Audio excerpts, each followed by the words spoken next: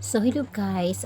Maghahanda po ako ngayon kasi pinabook ako ng amo ko na magpa-check up ng mata ko. Although meron naman talaga akong salamin, pero namimili talaga siya na ipa-check ulit yung mata ko para just to make sure na okay siya. Sabi ko okay lang naman siya. Pwede naman siyang lens na lang ipalit, pero pinipili talaga siya. So, why not? Free naman sila na magbabayad. So, ayan. Naglalagay lang ako ng moisturizer dyan sa lips ko kasi na may dermatitis ako na, yan, yung gamit ko, yung pawpaw. Ayan, kasi may dermatitis ako dyan sa gilid. Ang tawag niya peroral dermatitis. Tapos nagmalagay lang ako ng sunblock. Kasi ang init talaga dito sa Singapore. So, yung appointment time ko is 2 o'clock. Diyan lang naman malapit sa mall. Ang pangalan ng optical shop is Owndays. So, ayan lang guys, pupuntahan ko lang. Kasi libre naman yung eye test niya, yung pa-check up sa mata. Either magpagawa ka ng salamin or hindi, okay na yun. So, ayan, naglalagay ako ng sunscreen.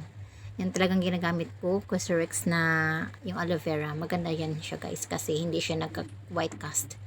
Nagbiblend lang siya sa mukha mo. So, ayan yan. Medyo magpa-ano rin tayo. So, ayan, ang gamit ko yung argan oil sa buhok ko. Kasi yung buhok ko, parang nasisira siya nung pinapakulot ko siya sa Pinas. So, it's okay lang kasi hahaba din yan. Puputulan ko rin yan. Ayan. So, samahan nyo ako. Pupuntahan ko yung pinapok sa akin ng amo ko.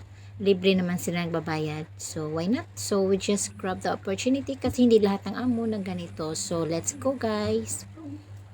Ito po yung ginagamit kong salamin yan talaga. Pero gusto ng amo ko palitan. So, punta tayo. Then, dito na po tayo sa shop. Ayun yung Owndays. Dalawa silang yung katabi na parehong optical shop. So, papasok tayo. Tapos, ayan. Tapos na po ako nag-eye test na. Tapos, napipili ako ng frame. May mamahalin, may mga $98 to above. Ayan. So, it's up to you. So, choices mo. So, dito lang tayo sa mga marami. So, pwedeng makuha within the day, pero binalikan siya that's the other day.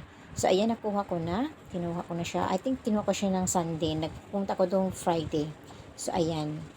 Same shape lang siya doon sa dati kong ginagamit. So, ito is 175 degrees. Yung dati ko is 125 and 150. Pero, konti lang yung diferensya niya. So, ayan guys, maganda siya. So, ayan, pakita ko sa inyo.